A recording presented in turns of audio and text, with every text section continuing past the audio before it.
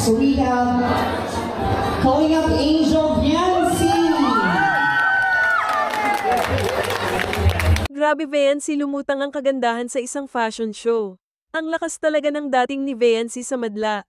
At hindi niya inaasahan na mapipili siya para maging representative ng Team Kalingap. Ano nga ba ang nakita ng mga hurado kay Viancy at isa siya sa mga napili? Well, ito po ay malalaman natin mamaya.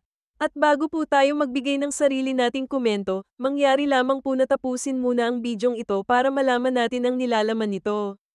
Isang mapagpalang araw po mga Kalingap. Kumusta po kayo? At sana po ay nasa maayos na kalagayan ng lahat. Welcome back po sa aking YouTube channel Kalingap Vlogs channel na maghahatid sa inyo ng panibagong update patungkol sa inyong paboritong Kalingap beneficiary na si Viancy. At kung bago ka pa lang sa aking munting channel ay huwag maiyang mag-subscribe para lagi kang updated sa Team Kalingap. At sa lahat ng sumusuporta sa aking YouTube channel, maraming salamat po. Patuloy pa din po nating suportahan ang ama ng Kalingap na si Val Santos Matubang, Ate Edna Vlogs at Kalingap Rab. Bago po ako magpatuloy, please like and share na din po ang bidyong ito. At Viancy, kapansin-pansin nga ang kanyang outfit na dinaluhan ng buong Team Kalingap sa Alm Ball. Bonus na nga po mga Kalingap at isa si Viancy sa napili sa isa sa mga naggagandahang attire. Although limited lang ang time ng buong Team Kalingap para lumahok sa isang event na iyon ay nagkaroon pa din sila ng chance para maka-attend at makapag-participate. Though simple ang damit ni Viancy ay nag-stand out pa din ang kanyang beauty dahil sobrang bagay sa kanya ang kanyang suot. Kung ating susuriin ay nagmukha siyang Diyosa dahil sa kanyang kasuutan. Animo isa siyang karakter ng isang telefantasya. Sa kanyang pagrampa ay nag-perform naman siya ng maayos at maganda. Ito na nga ba ang simula ni Viancy para sa mundo ng magmo-model? Well, bagay naman sa kanya. At ang pinaka-advantage nito ay mafu-fully develop ang kanyang self-confidence in front of crowd.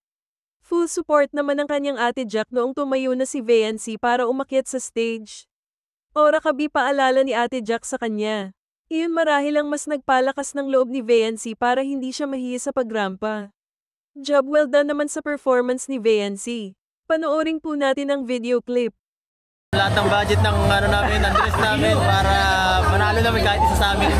Naubos para sa kanya yung budget, naubos yung budget. Oo. Now open. Oh guys, boto na tayo guys. You can scan the QR of Miss Glenn Marian Garcia. Ayan ang nominees guys, ayan ang nominees guys. Next we have Miss Hannah Fatma.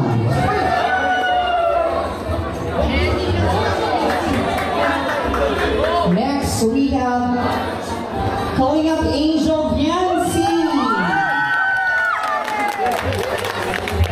Next we have Francesca.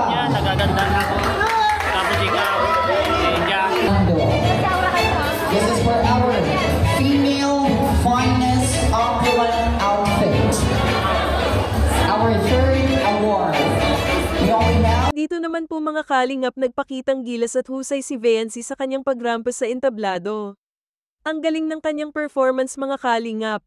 Job well done and an achievement of a first-timer performer. Salute Viancy. Next we have calling up Angel Viancy.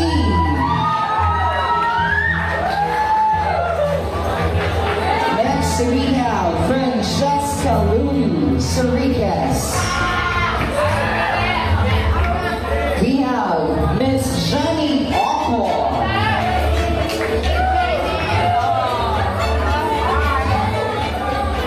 And of course, Missy Reblando.